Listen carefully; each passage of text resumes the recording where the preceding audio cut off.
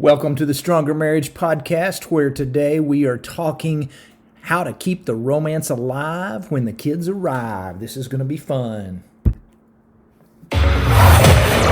Welcome to the Stronger Marriage Podcast with Trey and Lee.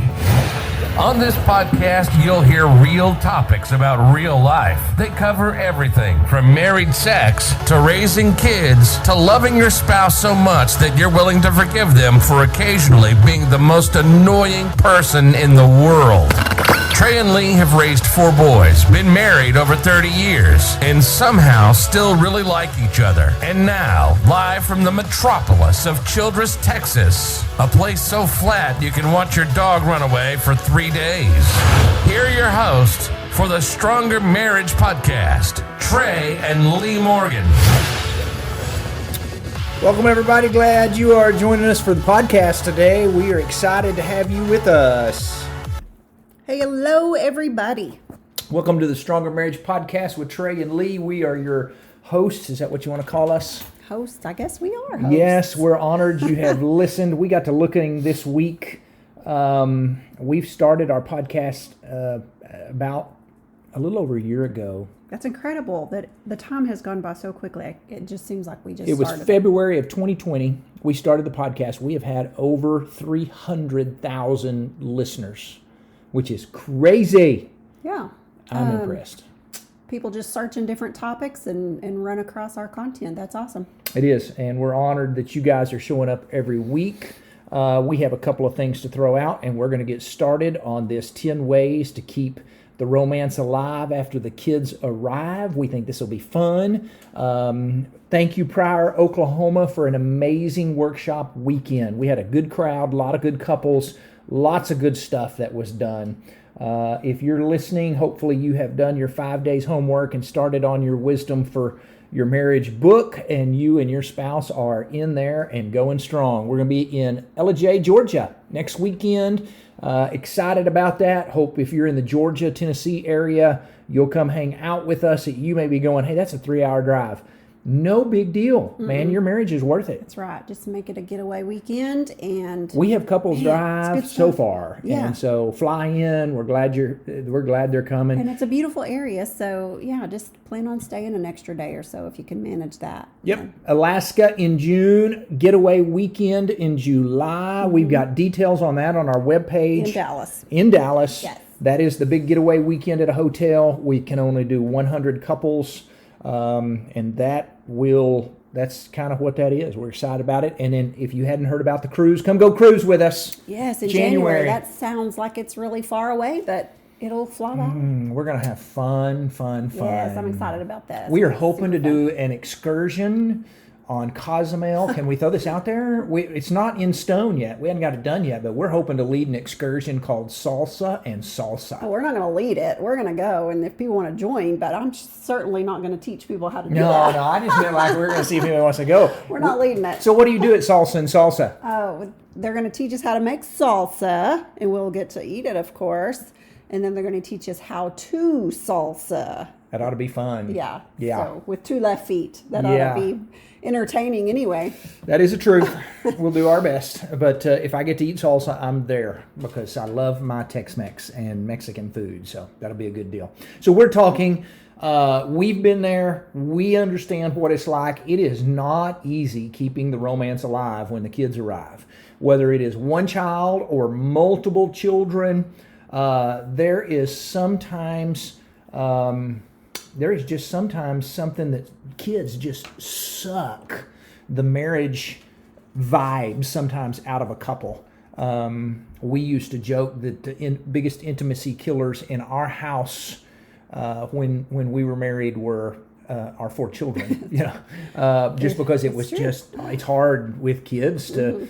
And we're not just talking intimacy. We're just talking spending some time together. And so we're going to talk about some of that. What we're tempted to do is we're tempted to get the kids down at night and crash in our recliner and fall asleep every night in the recliner with a TV on, looking at our phones. And that's just not really great for our marriage. Yeah, kids they require so much time and energy. And, once they're in bed, you either feel like you finally need to catch up on stuff that you need to get done, without them underfoot. So you're, finishing up laundry or dishes or getting ready for the next day, making lunches, whatever.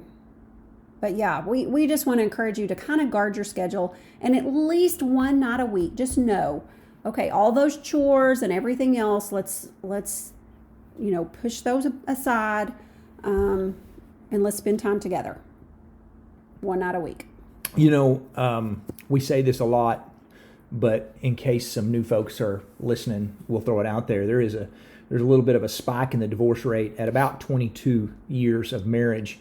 And for a long time, they tried to figure out what that was and what caused that, and that is when empty nest hits, and couples who have not kept the romance alive. They've just been mom and dad for 22 years. They haven't been husband and wife, and what happens is you get empty nest and empty marriage, and things don't click. And so it's important, if you're holding hands and kissing and spending time together and things like that while your kids are young, you're going to be doing it when they're gone as well. So it's not easy.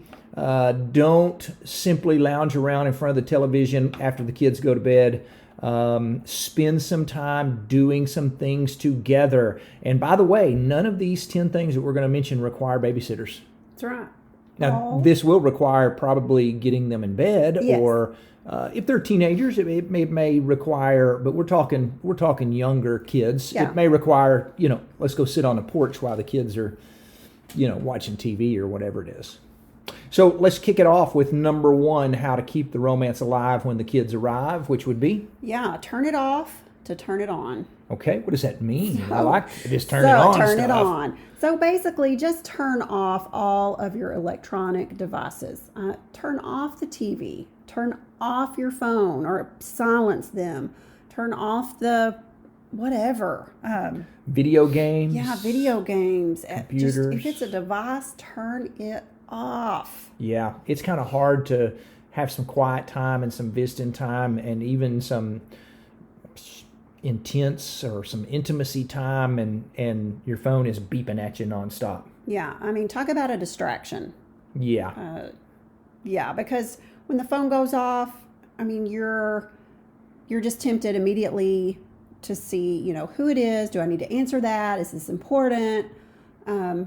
Just turn it off. Yeah. Silence it. Turn it face down so you can't even see it light up. Spend some time. Get off Facebook. That's right. Quit scrolling through Instagram. We're not talking like you have to do that for 3 hours. We're talking, Spend a little time together. Just turn it off for a little while. Turn it off to turn it on. There you go. I think that's good. So the second thing that we can do is pick out a movie.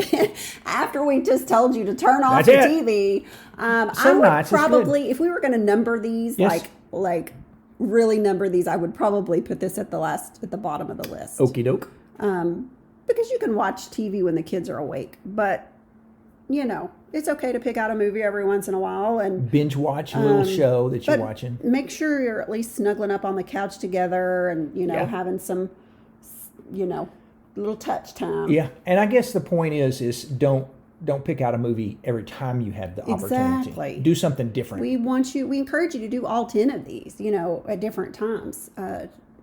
Try new things. That's the goal of keeping that spark alive and keeping that friendship growing, is to not get stuck in a rut. Don't always do the same thing. Yeah. So consider, hey, let's watch maybe you want to start with while we're not sure the kids are asleep yet, let's watch a 30-minute show, Mm-hmm. and then after we know they're down, we'll turn it off and spend some time doing something else. Yes. Yeah.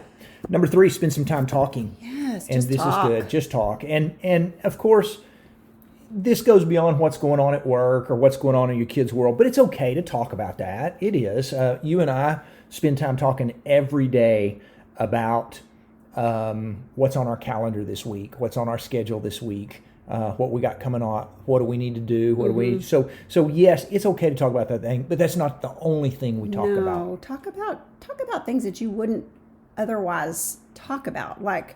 What would our dream, if money wasn't an issue, what would our dream vacation be?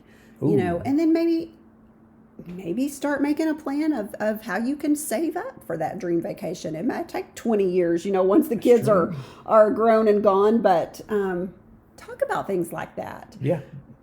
Just ask questions. Just spend some time. What would talking. we do if we won the lottery? What would we do with that money? Ooh, I don't even like to think about that. Just things like that I don't know, conversations. You can, on Amazon, you can Google or search conversation starters for couples. And I guarantee you there's a dozen books out there that just have conversation starters, things you wouldn't normally think of, to talk about with your spouse. But these are so great. And you'll find out things about your spouse that you never knew. Trey and I do this a lot when we're traveling, in the car or whatever.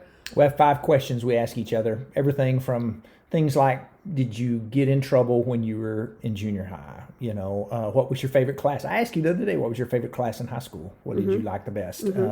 Just new areas to get to know, to know one another. Yeah, and if you have trouble coming up with those questions on your own, like I said, Google one of those books and get you a conversation starter book. It's a lot of fun. Yep, that's right. Oh, I like this next one. This next one's fun. We talk about this in our workshop to an extent. And that is number 4, lock the door. Now, we're not talking about the door to the front door and the back door. We're talking the bedroom door. Lock that bedroom door. Yeah, when if you you've got little ones, our thing that we always talk about is every master bedroom should have a lock on it. Okay, so let's just say, hey, this is not movie night. This is not snuggle on the couch night. This is, let's go have some intimacy night. And if you're worried about a little one barging in on the room, you got to have a lock on your door. That's just safe. That's smart. If you don't have a lock on your bedroom door, you need to this week, that is your goal. Your homework assignment is to get a lock on your master bedroom door. And if you're listening to this and you're a contractor who builds homes or remodels homes, don't you ever build another home without putting a lock on a master bedroom door. You're saving marriages out there, folks. Do that, because we know what it's like. I always joke, putting multiple small kids down at night is like the whack-a-mole game. You knock one down, another one pops up. Yes. That's not easy. And so put a lock on your door. Yes. And so that's a healthy thing. And if you have teenagers, you're going, hey, you can't put teenagers to bed early. No. So sometimes, what we've done in the past is we just kind of yawn, and we've kind of got a signal, and we kind of, hey, we're tired, boys. We're going to bed. Y'all turn out the lights and lock the doors when you go to bed. And we'll yawn and shut the door and lock it behind us when we go to bed, And sometimes you even have to put a noisy fan by the door if you're worried about that. If you're concerned about noise or whatever it is. So you're learning secrets today, right. Boy. We're throwing out some pro tips here on this kind of stuff. But lock that door. That is a healthy thing to do, so you don't have to worry about kids coming in on you, anything along those lines. So number 5, what else can you do? Yeah, it says here it starts in the kitchen. Okay, now we've heard the phrase sex starts in the kitchen, right. But we're not talking that though. Right. I mean, it could, I guess it could, but we're talking after the kids go to bed. Cook something together. Yeah. Bake some cookies. Try a fancy dessert out of a cookbook. Yeah. Sometimes ours is like, you'll sneak off to the kitchen and just bring us back a little small bowl of ice cream. Right. Ooh, that makes me happy. I like it when you bring me ice cream. But just something that you can enjoy. Bake some cookies, cook something together. Maybe you can have a late supper, and after you get the kids down, y'all can cook and eat together or something. So that's a good plan. I think that's fun. Because when you have really small kids, I mean, sometimes they go to bed real early, so that's not out of the question to just fix dinner and have a nice, quiet dinner. Maybe even candlelit dinner after the kids go to bed. There you go. Yes. And I know it takes work and it takes effort, but it can be done. Yeah. Number 6, if I'm going to keep the romance alive when the kids arrive, we're going to call this one Take It Outside.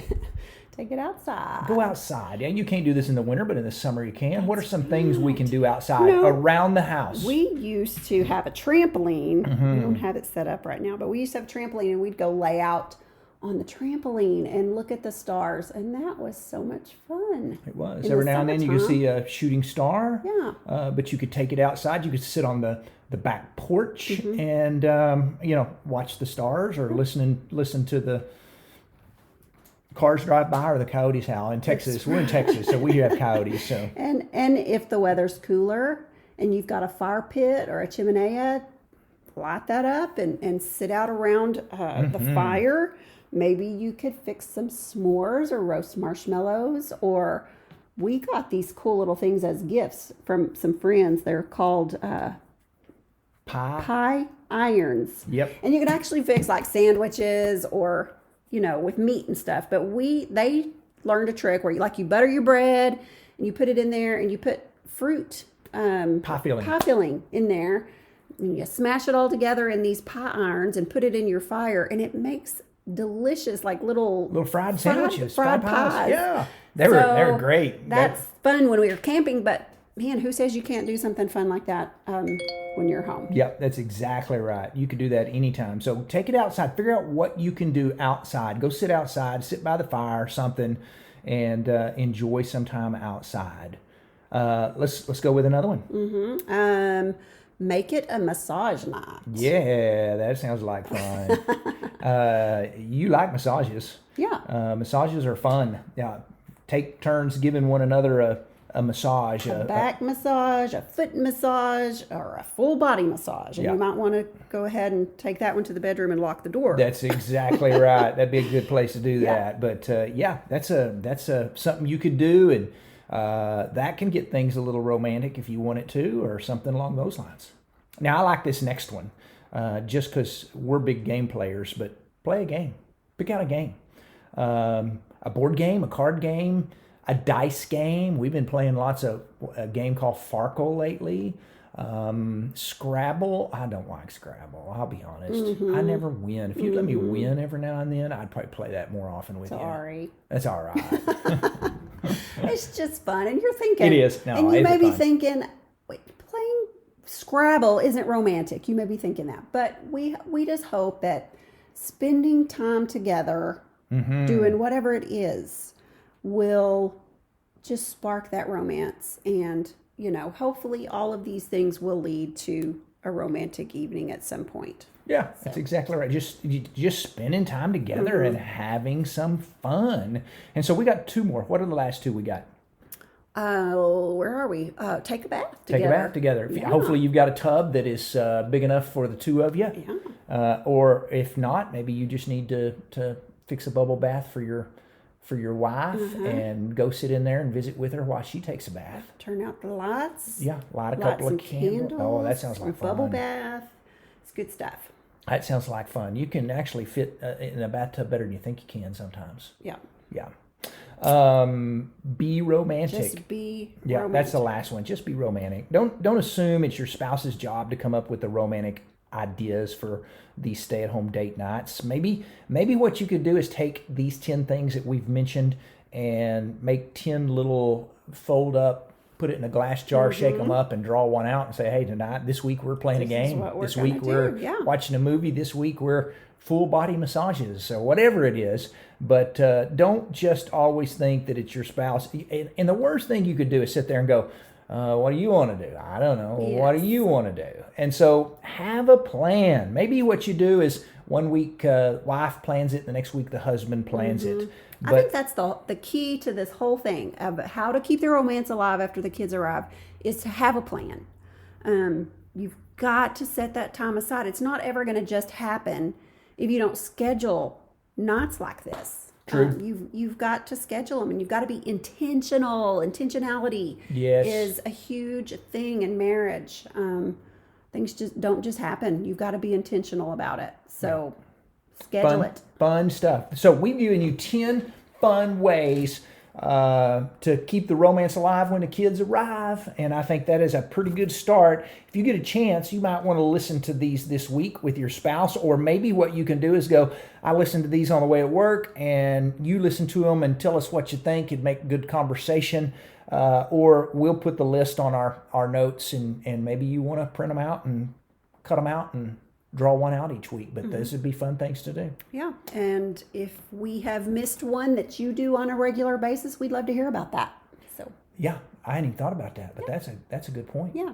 All right. We're glad you've joined us. We're going to get you out of here early. 20 minutes on a podcast. We Short try to keep it and between sweet 20 this and week. 30. So I think last week we kept it. Boy, last week was popular. We had a lot of listeners last week, which is pretty awesome. So Yes. we're glad you joined us. Come back and hang out with us again, and hope to see you at an upcoming workshop. Bye, guys.